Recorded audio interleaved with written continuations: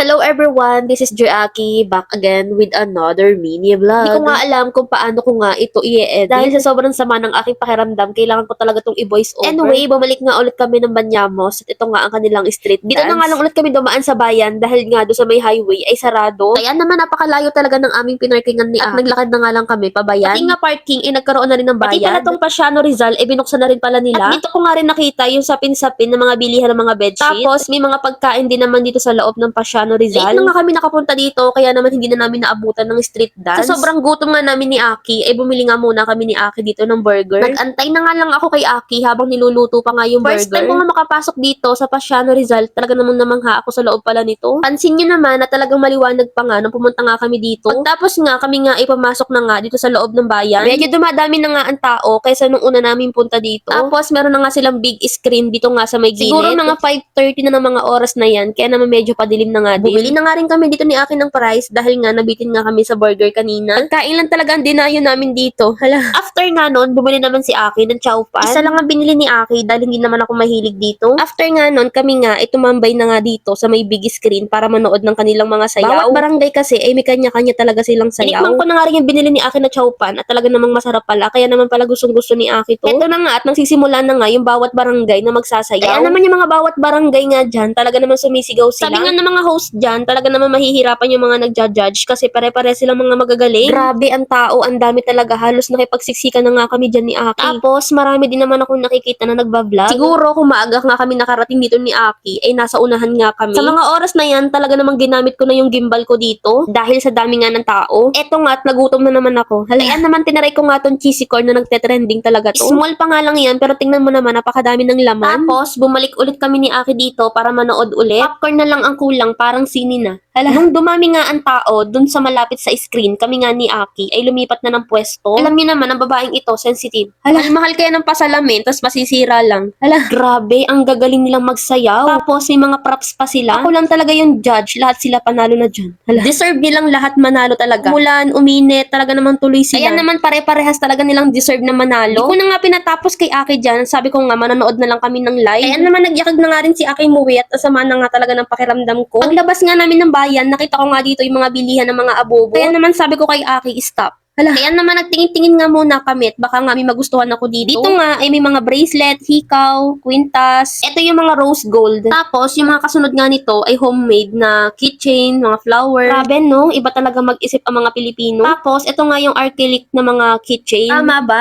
Itama nyo na lang. Ganda nga nito kasi may mga letters sila. Tapos may mga quotes din. Yung kasunod naman may mga character na keychain. Tama to sa mga addict talaga sa mga keychain, mga abubo. Nakita ko nga dito si Kurumi. Nakita ko nga dito yung Hello Kitty. Tapos yung nandun sa Roblox. Tapos ito yung balak kong negosyohin. Pero tsaka na, no share muna. Ito na nga at pauwi na nga kami. Namang online ng pinarkingan. Bago nga matapos tong vlog na binabati ko ang mga taga-barangay mayon doon dahil hinakot nyo talaga ang lahat ng awards. Bahala kayo dyan, nagpapahinga na ang babaeng ito. Hala.